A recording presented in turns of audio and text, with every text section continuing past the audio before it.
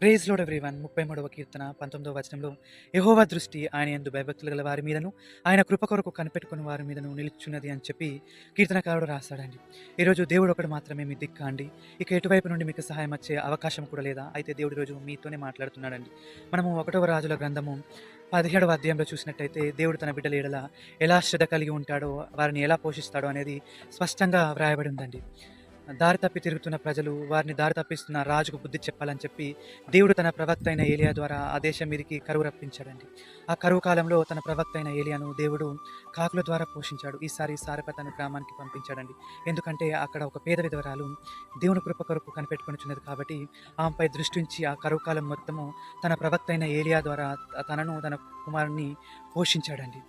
మనం కూడా ఎప్పుడైతే దేవుని కృప కొరకు కనిపెట్టేవారిగా ఉంటామో, అప్పుడు దేవుడు మన సమస్త విషయములపైన దృష్టి ఉంచి మనకు సమస్తమును సమకూరుస్తాడండి. అట్టి కృప